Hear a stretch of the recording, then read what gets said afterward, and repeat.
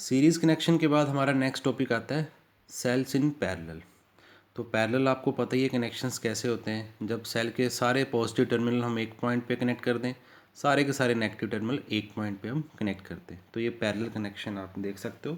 Circuit को मैं थोड़ा और अच्छे से एक्सप्लेन कर देता हूँ। ये हमारा ए पॉइंट है, सी पॉइंट है और कोरस्पॉन्डिंग हमारा ये देखो इक्विवेलेंट भी मैंने ड्रॉ करा है ए और सी के बीच में। और इस पैरेलल का कोई एक रिजल्टेंट या इक्विवेलेंट ईएमएफ होगी, वो ये है इस सेल की, और इंटरनल रेजिस्टेंस का इक्विवेलेंट हमारा वो ये है। अब आप ये देख रहे होगे कि मैंने इनको इसको इसके साथ यहाँ कनेक्ट नहीं करा, तो ये एक रिप्रेजेंट करने का सेकंड वे भी है कि ये इंटरनल रेजिस्टेंस इंटरनली कनेक्ट होता है, सेल के अंदर इंटरनली होता है। तो हम उसको सर्किट के साथ भी ज्वाइन करके डॉटेड से शो कर सकते हैं, या हम इस तरह से भी रिप्रेजेंट कर सकते हैं। इट मीन्स इस सेल का कोरस्पॉन्डिंग इंटरनल रेजिस्टेंस है। कि अगर अलग अलग बुक्स में अलग अलग रिप्रेजेंटेशंस हो तो आपको प्रॉब्लम ना हो, इसलिए मैंने ये एक सेकंड वे आपको बताया है। ये हमारा फर्स्ट सेल है, उसकी ये ईएमएफ है, कोरस्पॉन्डिंग इंटरनल रेजिस्टेंस है। Second cell EMF, second cell का इंटरनल रेजिस्टेंस, ये इसके साथ साथ ही बनाया है। और ये हमारा आई करंट है। ये दो पॉइंट्स हैं B1 and B2। I current यहाँ पे आके स्प्लिट हो रहा है I1 में और I2 में, फिर I2 I1 यहाँ पे आके ये क्लब हो जाता है और वो टोटल करंट I सेम रह जाता है।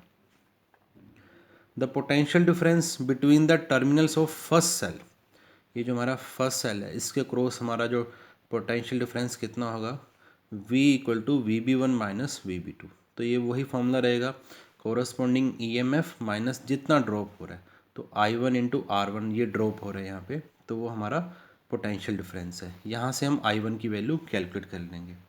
The potential difference between the terminals of second cell, यहाँ पे हमारा कितना पोटेंशियल डिफरेंस है वो हमने इसी फॉर्मूले से हमने I2 ये कैलकुलेट कर लिया। वीडियो पॉज करके आप चेक कर सकते हो ये result. From the figure total current क्या है, सम ऑफ I1 एंड I2। तो यहाँ पे I1 I2 की वैल्यूज़ हम पुट कर देंगे।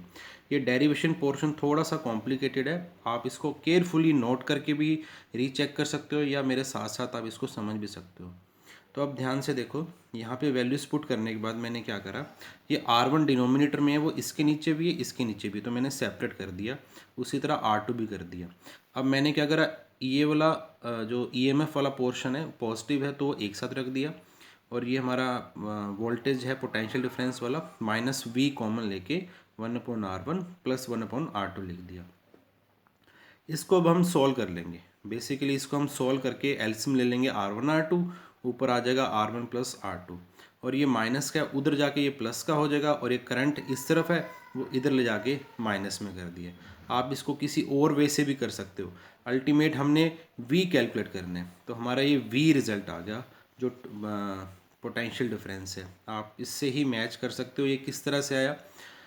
और अगर हम इसको कॉम्बिनेशन सेल जो हमारा, अगर हमारा ये इक्विवेलेंट सर्किट है उसके रिजल्ट आएगा वो कितना होगा, potential difference equal to equivalent EMF minus जितना ड्रॉप हुआ current into equivalent internal resistance. इससे हम ये कंपेयर कर देंगे। सो हमारा इक्विवेलेंट ईएमएफ का ये रिजल्ट आ जाएगा, और इससे कंपेयर करेंगे तो हमारा इक्विवेलेंट इंटरनल रेजिस्टेंस का ये रिजल्ट आ जाएगा।